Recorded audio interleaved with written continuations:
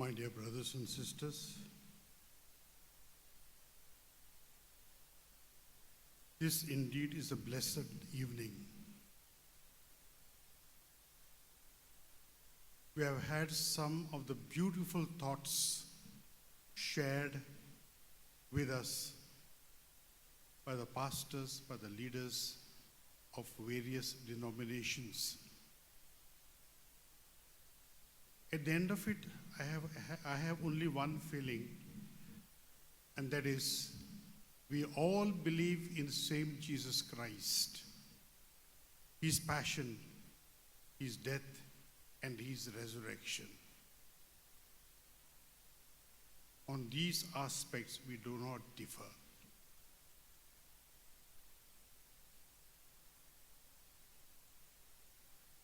And when I think about passion, death, and resurrection of Jesus, I'm reminded of a small little historical incident in the life of Sir Thomas More, the Lord Chancellor of London, who died or who was beheaded in the year 1535. He stood for truth, he stood for justice. In 1532, he was removed as Lord Chancellor, and in 1535, he was condemned to death and was beheaded publicly. As his head was chopped off, many people started shouting, "This is injustice. Why is this happening? Where is God?" He had a disciple, Erasmus by name. He said, "You want to know where God is? God is just being beheaded." 2,000 years ago, another man, God-man, 33 years old, he was crucified between two thieves. And he himself asked, my God, why have you forsaken me? Eloi, Eloi, lama sabachthani." So the question is, where was God when Jesus was hanging on the cross? Where was he? God was hanging on the cross. We believe that Jesus is God. He became man. As man, he hanged on the cross. And then God was hanging on the cross when Jesus was crucified. I have not been given any time limit, but I'll be very short. A question comes to our mind: why did man crucify Jesus? If you see the entire Gospels, there's only one thing that stands out against Jesus is jealousy and hatred of man of that time. The scribes, the Pharisees, all those were their followers, jealousy and hatred. As someone shared today, Pilate tried to save him, release him, but then jealousy and hatred made people to shout, "Crucify him, crucify him." Pilate tried to save Jesus, and he asked, when the people shouted, "Do you want me to crucify your king?" And what was the answer of the Jews? In John chapter 19, verse 15, "We have no king but Caesar." We have no king but Caesar. And this is something which is very, very funny. In the book of Judges, chapter 8, verse 23, when Gideon was asked to rule over them, Gideon replied, I will not rule over you, and my son will not rule over you. The Lord will rule over you. He is your king. Judaism was a tribal religion, 12 tribes they had. And all the tribal religions have their king only as God. Then again in 1 Samuel chapter 8, verse 7, when Israel demanded a human king, God told Samuel, listen to the voice of these people in all that they say to you, for it is not you that they have rejected, but they have rejected me as their king. Then again, 1 Samuel verse 12, chapter 12, verse 12, Samuel reminded the people who came asking for a king,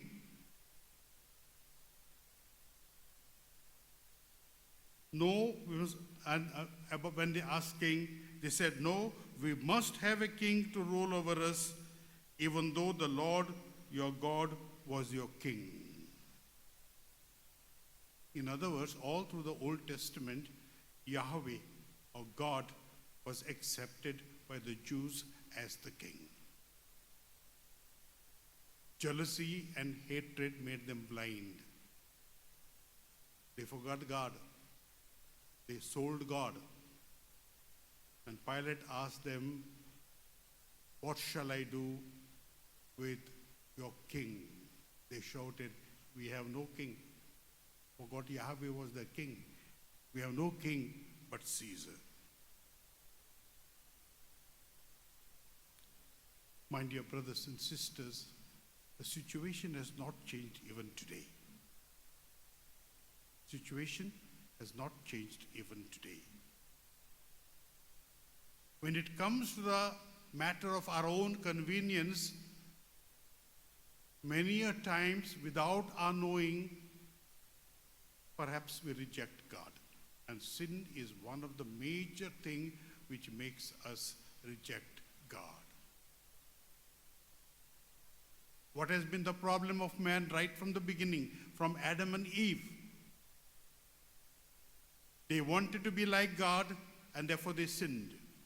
In the book of Genesis, first chapter, we read, Satan lured them, weaned them away from God, and they sinned. So the problem from the beginning was nothing but sin. And today it is also the sin. We are all sinners in one way or the other, though we may have different professions. Somebody said about the sin of man, our man has got, every man who is a sinner has got an adjective. If he is very clever, he becomes a clever sinner. If he is highly educated, he becomes an educated sinner. If he is a politician, he becomes a political sinner. If he is a pastor, priest, or bishop like me, he becomes a religious sinner. You cannot remove sin from man except in one way. Repent, seek pardon, just as the thief on the right side of Jesus was hanging. He repented and told Jesus, remember me in your kingdom today. And Christ forgave him then and there. And that sinner who killed, who robbed, who had so many sins against him, was the first man to enter into heaven with Jesus.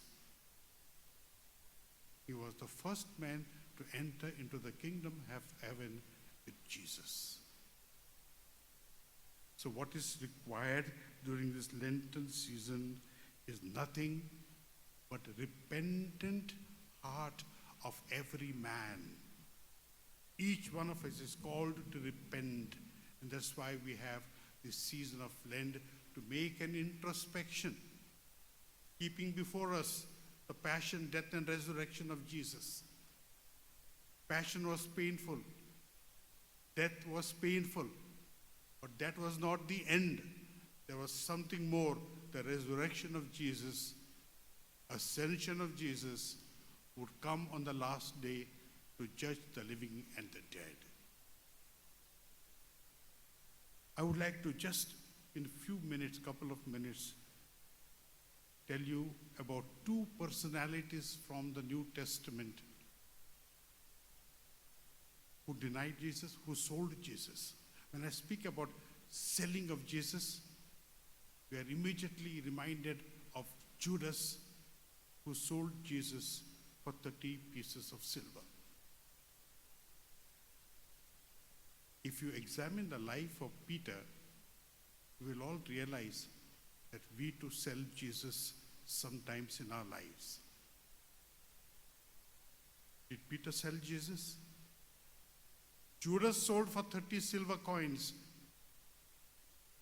Peter sold Jesus for his own comfort. In the Gospel of St. Matthew, chapter 26, verses 69 and 73 to 73. How did he sell Jesus? Two small little servant girls challenged him. First time he said, I do not know what you are speaking about. When they said, you two were with him. Matthew 26, verse 69. You two were one of them. I do not know what you are saying. 70, another girl says, you are one of them. Another servant girl, small, little, insignificant. He was afraid. He said, I do not know them, and he denied Jesus fully. 73, verse 73, once again, some people came and said, you are a Galilean, you are one of them, your accent gives away. Once again he said, I do not know the man. We may not say verbally, because most of us are followers of Jesus Christ. We cannot say, I do not know the man. But let us reflect within ourselves and see, should persecution come to us today, what would be our reaction? Do we say, yes, I am a Christian, and hang on the cross? Or do you say, no, I am not a Christian and I will run away? I would like to end with the last thought. That's, of course, first one was challenging. I can tell you, even I may fall into it. Last thought I would like to tell you is, how do we repent? How do we repent? We have Judas, we have Peter. I would like to give you the answer first. Judas repented unto himself.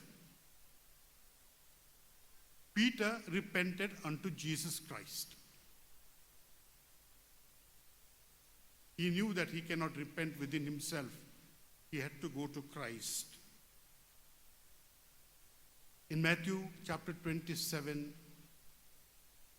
verse 5, we have Judas going and giving throwing the coin, 30 silver coins in the temple. He says, I do not want this. The authorities tell them, that is yours, you do whatever you want. He was so dejected.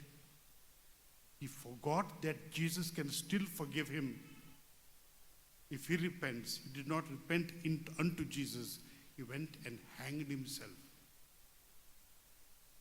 And we have the Acts of the Apostles, chapter 1, verses 18 to 19. Matthew says he hanged himself in Matthew 27, 5. And Acts says, when Peter was speaking, He hanged himself, yes. Rope broke. It is not mentioned as rope broke. He fell on the rock and his bowels fell asunder. His intestines came and he died. And that was the fate of repenting unto himself. Whereas Peter, after denying Jesus on the banks of Sea of Galilee, Jesus asked him thrice, Simon, son of Jonah, do you love me? Three times. He said, I love you. A third time when he asked, Lord, you know how much I love you. He realized that he had denied him 3 times. So my dear friends, towards the end I would like to tell you one thing. When the cock crowed, immediately Peter realized his mistake and he repented and he went and wept.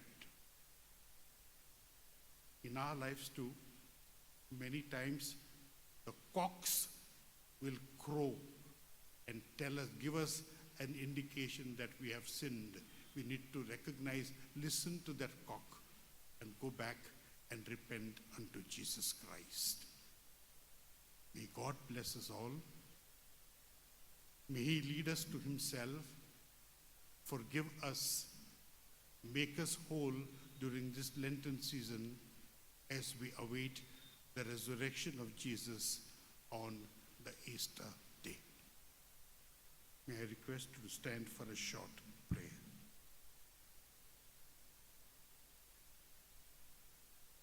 Let us pray.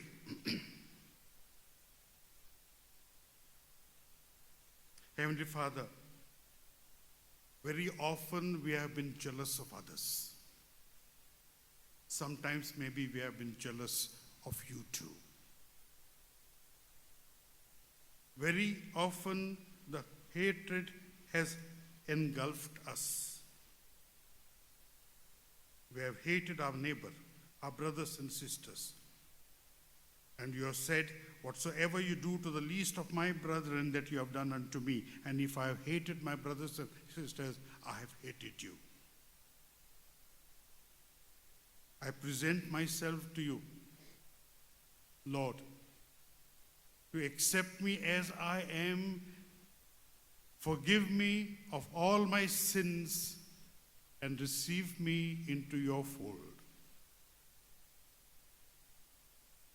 Judas repented unto himself and he was damned. Help me not to repent unto myself, but help me to repent unto yourself. You are all merciful, ever ready to forgive me, just as you forgave the repentant thief on the cross on the right side.